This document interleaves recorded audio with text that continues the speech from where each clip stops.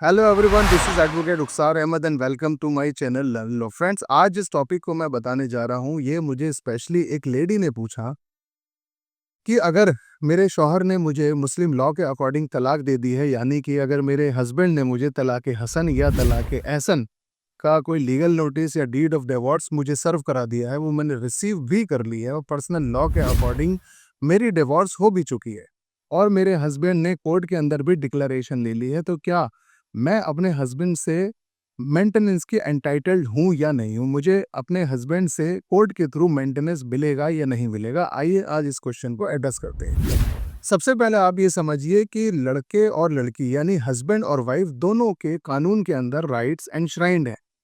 लड़कियों के क्या राइट्स हैं कि वो अपने हस्बैंड के ऊपर डोमेस्टिक वायलेंस, मेंटेनेंस और डिमांड ऑफ डॉरी के केसेस फाइल कर सकती हैं, रेस्टिट्यूशन ऑफ कंजुगल राइट का केस फाइल कर सकती है।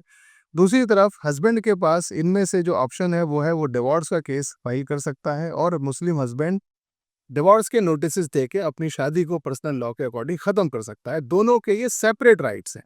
अगर हस्बैंड ने अपना राइट एक्सरसाइज किया है और उसने अपनी पत्नी को लीगल नोटिस देके या किसी और माध्यम से अपनी शादी को, अपने निकाह को डिसॉल्व कर दिया है, तो दूसरी तरफ वाइफ के ऊपर तलाक तो कंप्लीट हो गई, लेकिन जो उसका राइट है डिवोर्स के बाद मेंटेनेंस लेने का, वो एज इट इज है। यानी कि अगर वो कोर्ट के अंदर सेक्शन 125 ऑफ सीआरपीसी या नए वाला सेक्शन 144 ऑफ बीएनएसएस के अंदर कोई पिटीशन कोर्ट के अंदर फाइल करती है, तो ऑनरेबल कोर्ट उस वाइफ को प्लस उसके अगर बच्चे उसकी कस्टडी में हैं उन्हें भी मेंटेनेंस प्रोवाइड कर सकता है।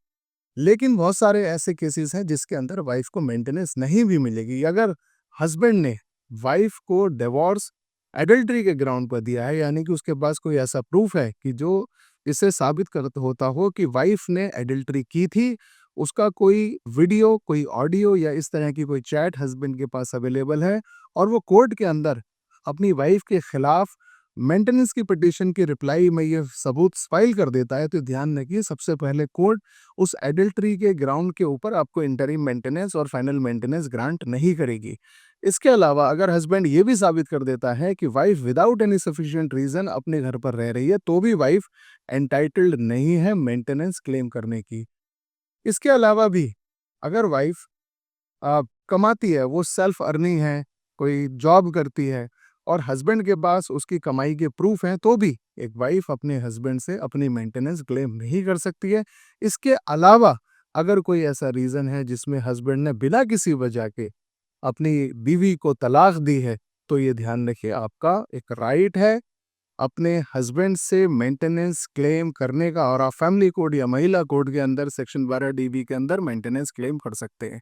आई होप आपको ये टॉपिक समझ में आया होगा। इसके बावजूद भी कोई ऐसा क्वेश्चन है जो आप मुझसे पूछना चाहते हैं, आप मुझे इनबॉक्स में लिखिए, जिसका मैं आपको टाइमली रिप्लाई करने की कोशिश करूंगा। लास्ट में मेरी आपसे रिक्वेस्ट है कि अगर आपको मेरी वीडियो अच्छी लगी हो तो प्लीज़ इसे लाइक, शेयर एंड सब्सक्राइब करें। Thank you.